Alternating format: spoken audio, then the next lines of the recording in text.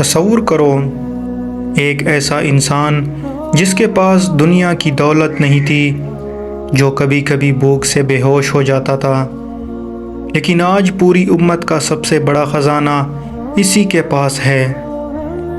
یہ خزانہ سونا یا چاندی نہیں بلکہ رسول اللہ صلی اللہ علیہ وسلم کے سنہرے الفاظ ہیں۔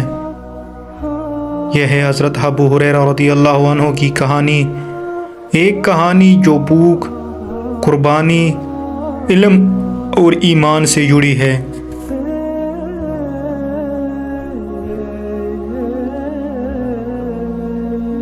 حضرت ابو ہریرہ رضی اللہ عنہ یمن کے ایک چھوٹے سے گاؤں میں ایک یتیم لڑکا تھا جس کا نام رکھا گیا عبد الرحمن بن صخر دوسا۔ غربت اتنی تھی کہ کھانے کے لیے کبھی کچھ ملتا کبھی کچھ نہیں۔ دن رات یہی سوچ کے زندگی کا مقصد کہاں سکون ملے گا۔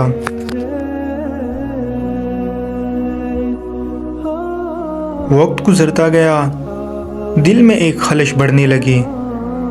تصور کرو وہ دن جب یمن سے مدینہ کی طرف آنے والی روشنی کی خبر پہنچی کہ ایک نبی صلی اللہ علیہ وسلم مبعوث ہوئے ہیں جو انسانوں کو اللہ کی طرف بلا رہے ہیں۔ ابو ہریرہ کا دل تڑپ اٹھا اور وہ مدینہ روانہ ہو گئے۔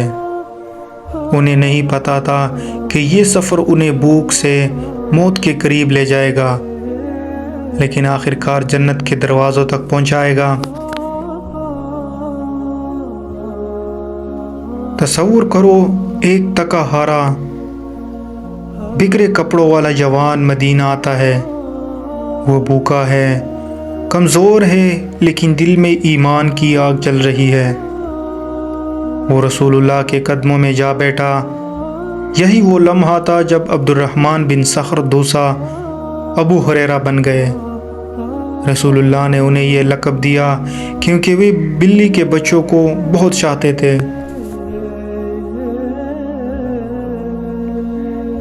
آخرکار وہ دن جب ابو ہریرہ مسجد نبوی میں بھوک سے بے ہوش ہو گئے۔ کبھی کبھی لوگ سمجھتے کہ شاید انہیں مرگی کا دورہ پڑا ہے، لیکن اصل وجہ تھی کئی دن کا خالی پیٹ۔ اسی مسجد کے ستون کے نیچے بیٹھے رہتے، لیکن یہی بھوک اور کمزوری کے لمحوں میں وہ رسول اللہ صلی اللہ علیہ وسلم کے ہر لفظ کو یاد کر رہے تھے۔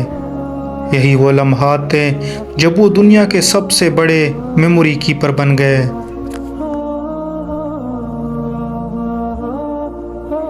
سوچو ایک ایسا شخص جس کے پاس دنیا کی دولت نہیں تھی، لیکن علم کا سب سے بڑا سمندر اسی کے سینے میں محفوظ تھا۔ حضرت ابو ہریرہ رضی اللہ عنہ نے رسول اللہ صلی اللہ علیہ وسلم سے ہزاروں احادیث روایت کی، جبکہ دوسرے صحابہ تجارت اور کام میں مصروف ہوتے۔